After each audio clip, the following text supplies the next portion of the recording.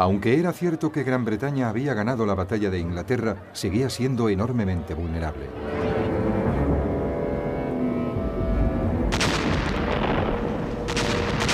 Noche tras noche sus ciudades eran golpeadas por la Blitzkrieg o guerra relámpago nazi.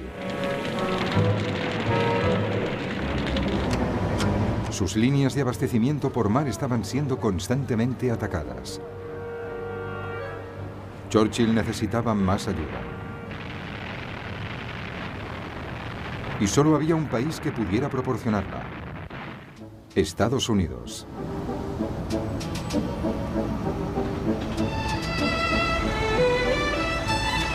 En 1940 Estados Unidos se había recuperado de la Gran Depresión y volvía a gozar de una economía próspera.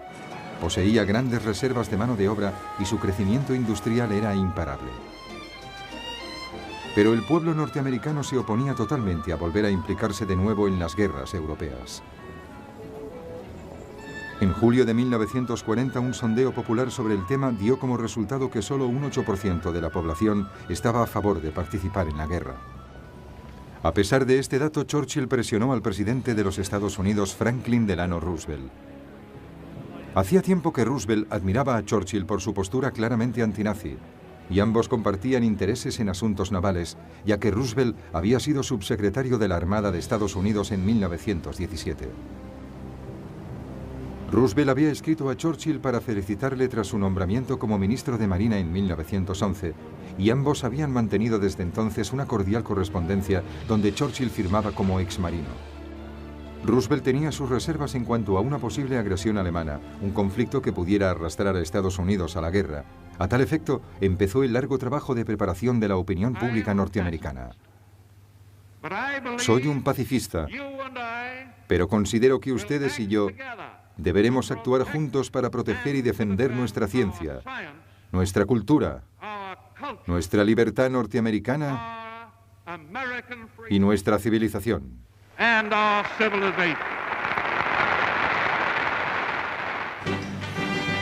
En julio de 1940, Roosevelt consiguió la aprobación del Congreso para ampliar la Armada norteamericana, incluyendo la construcción de 6 grandes acorazados y un nuevo tipo de portaaviones. Al mes siguiente, el Congreso también aceptó que la Guardia Nacional y otras reservas pudiesen ser llamadas a filas para un año de servicio activo.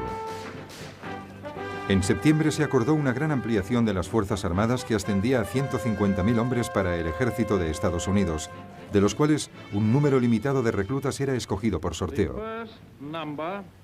El primer número, sacado por el secretario de Guerra, es el número de serie 158. Aquel mismo mes, Roosevelt anunciaba un acuerdo por el cual Estados Unidos suministraría a Gran Bretaña 50 destructores de la Primera Guerra Mundial a cambio de un periodo de arrendamiento de 99 años de sus bases en Terranova y el Caribe. La Armada británica, ante la urgente necesidad de recibir apoyos para luchar contra los submarinos alemanes, utilizó los destructores americanos tan pronto como se firmó el acuerdo. Roosevelt estaba ganando el debate de la opinión pública sobre el apoyo a la guerra. La señal evidente fue su elección presidencial de noviembre de 1940, cuando venció a su oponente Wendell Willkie por 27 millones de votos contra 22 millones. A finales de año, Roosevelt se dirigió al pueblo norteamericano exponiendo las 4 libertades que él consideraba fundamentales y que Gran Bretaña estaba luchando por mantener: libertad de expresión, de religión, ante la necesidad y ante el miedo. Para salvar estas 4 libertades, Estados Unidos debía convertirse en el arsenal de las democracias, es decir, tenía que armar a Gran Bretaña. Os enviaremos un número siempre creciente de barcos, aviones, tanques y armas. Este es nuestro objetivo y será nuestro compromiso. Pero algunos norteamericanos se mantuvieron en su posición inicial de no apoyar en la guerra a Gran Bretaña. Uno de los más categóricos fue el embajador norteamericano en Londres, Joseph Kennedy, padre del futuro presidente John Fitzgerald Kennedy. Era un hombre de negocios irlandés que había conseguido una gran fortuna con el contrabando de bebidas alcohólicas durante la ley seca. Kennedy odiaba a los ingleses y aprovechaba cada ocasión que se le presentaba para asegurar que pronto se verían obligados a rendirse. Sin embargo, la virulencia de Kennedy era contrarrestada por la admiración creciente que muchos norteamericanos sentían ante el coraje mostrado por el pueblo británico durante el ataque alemán. En particular, las emisiones del corresponsal de la CBS en Londres, Ed Marrow, ayudaron a cambiar la opinión pública.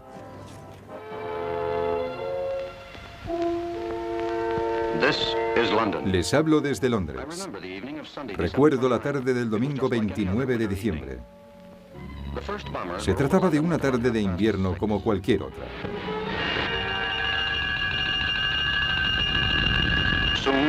Los primeros bombarderos ya sobrevolaban Londres a las 6:30 de la mañana. El fuego se extendió rápidamente. Podía verse desde las ventanas de los pisos más altos.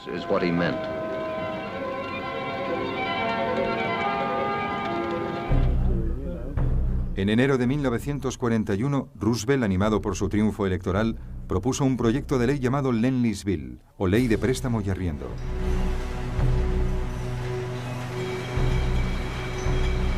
Estados Unidos suministraría armas y material de guerra a Gran Bretaña y China. Esta última todavía luchaba desesperadamente contra los invasores japoneses. El pago por estos suministros quedaría aplazado.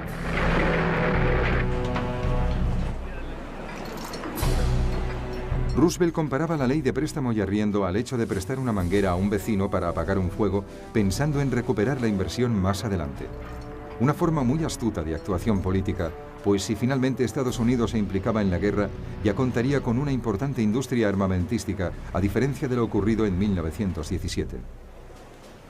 Los preparativos de Roosevelt para la guerra prosiguieron cuando autorizó secretamente al Estado Mayor norteamericano a debatir sobre una estrategia común con los británicos en el caso de que el país se incorporase a la guerra.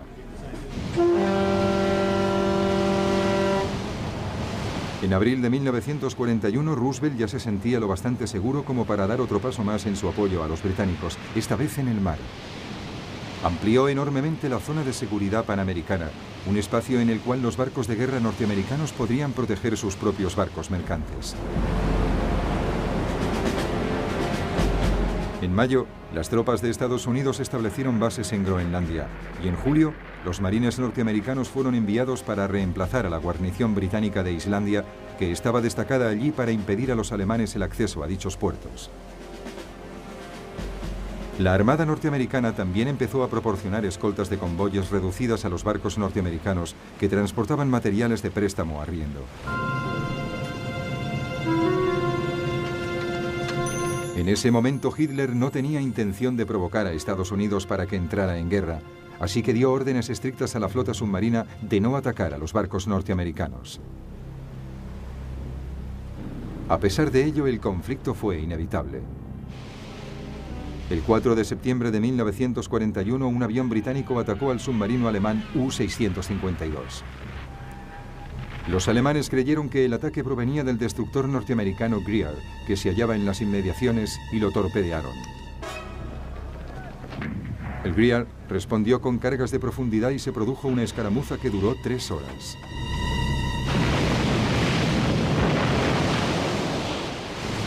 A pesar de que no hubo hundimientos, la tensión entre los dos bandos había aumentado claramente.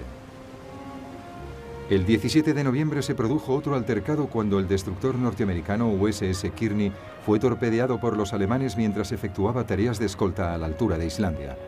El comandante del submarino alemán consideró que el ataque había sido un accidente, diciendo que el destructor Kearney se había interpuesto en el fuego cruzado a un navío británico.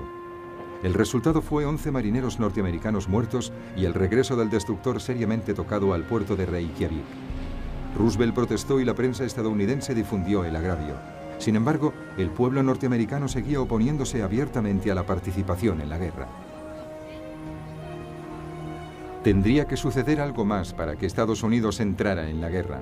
Así que unas semanas más tarde, a finales de 1941, la situación cambiaría completamente en un solo día. Hasta ese momento, Gran Bretaña tendría que seguir luchando sola. Pero tenía la suerte de contar con una sorprendente arma.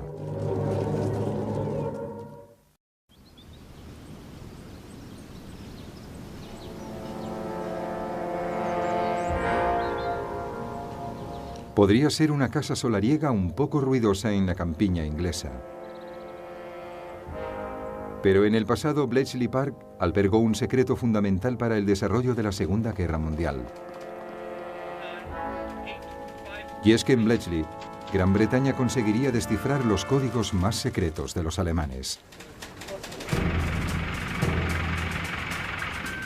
Desde mediados de la década de 1930, las Fuerzas Armadas y los departamentos de inteligencia alemanes habían adoptado una máquina estándar para codificar sus mensajes.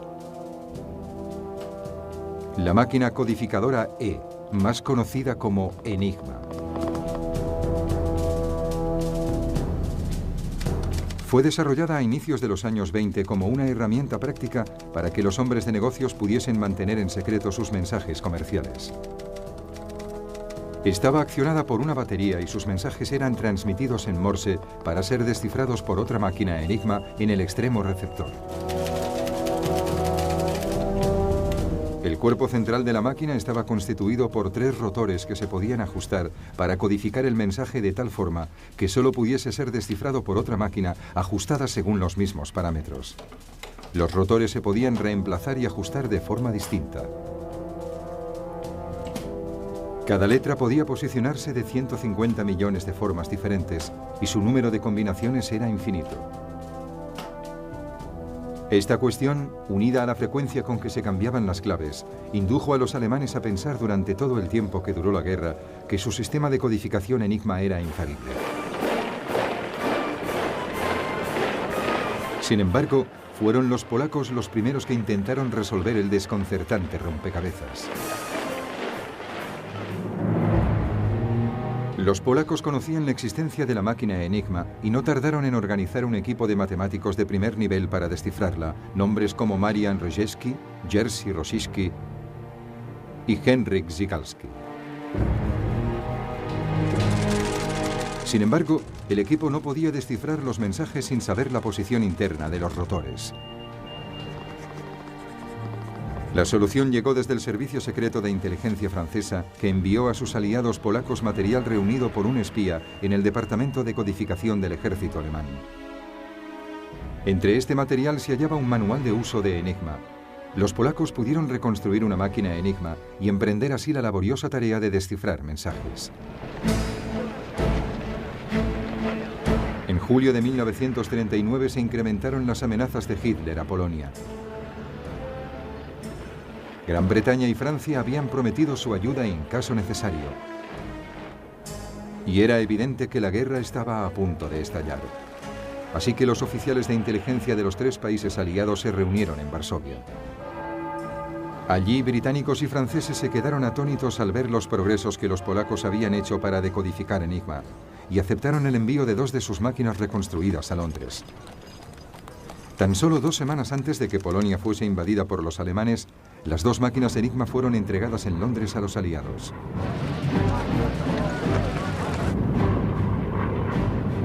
Así que cuando Varsovia fue ocupada por los alemanes, los criptógrafos polacos ya habían destruido cualquier prueba de su trabajo sobre Enigma. Algunos de ellos fueron detenidos y torturados, pero ninguno reveló el secreto de sus trabajos.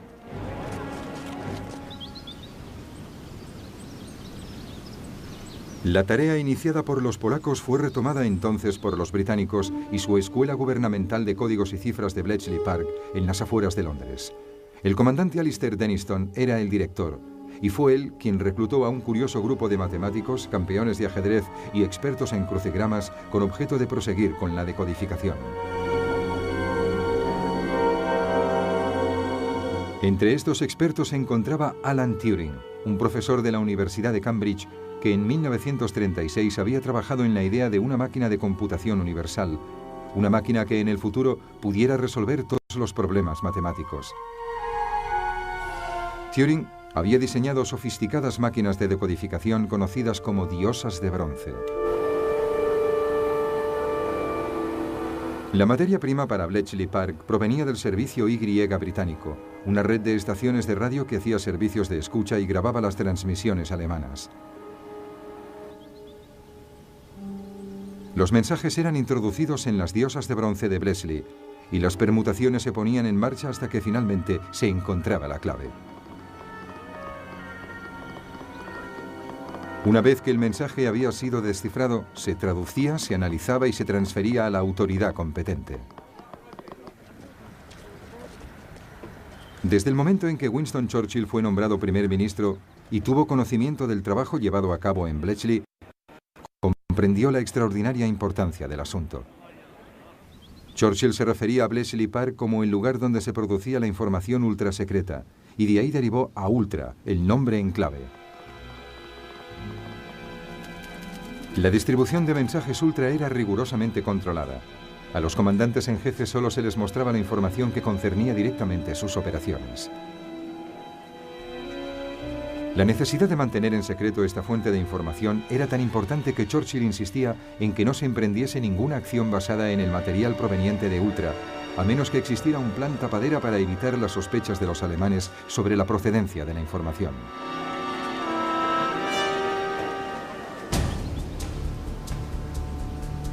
Otro elemento fundamental de la operación de Bletchley, después de descifrar y evaluar el material, era mantener el control de este.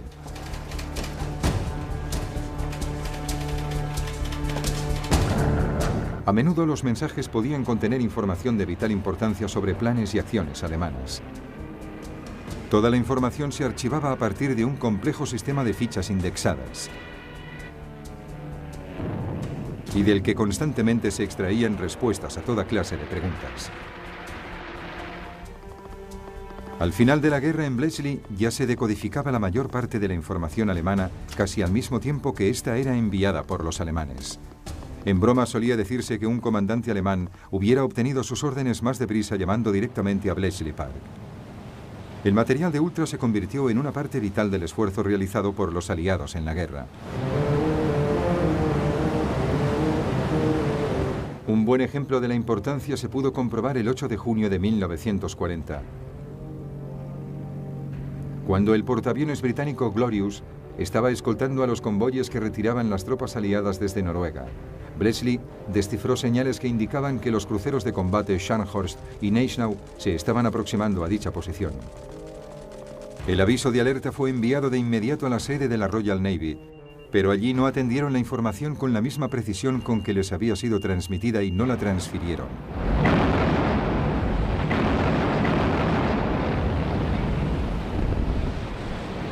Y el Glorious fue interceptado y hundido.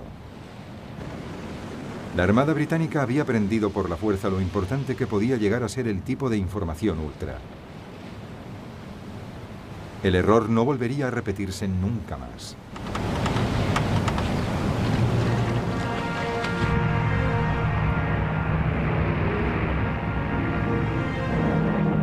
Bletchley también tuvo un papel fundamental en los preparativos de la Batalla de Inglaterra. Proporcionó una información precisa del orden de batalla de la Luftwaffe, así como de la estrategia general que fue adoptando su comandante en jefe Hermann Göring. Gracias a esta información, el jefe del mando de caza de la RAF, el mariscal Hugh Dowding, pudo aplicar la táctica de enviar sus cazas poco a poco y no de forma masiva, hecho fundamental para poder conseguir el estrecho margen para la victoria de la RAF.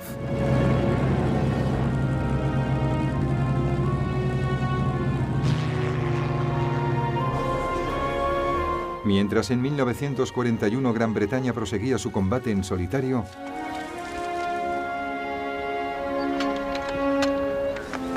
en Bletchley Park estaban a punto para pasar a la acción. Se habían conseguido grandes progresos y se habían instalado y comprobado los sistemas precisos para su funcionamiento.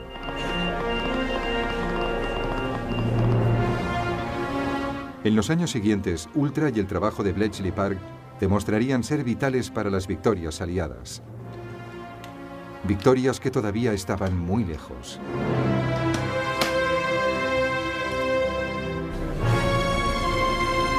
Mientras, a principios de 1941, Churchill todavía necesitaba resultados más inmediatos y pensó que por fin había encontrado una manera de conseguirlos.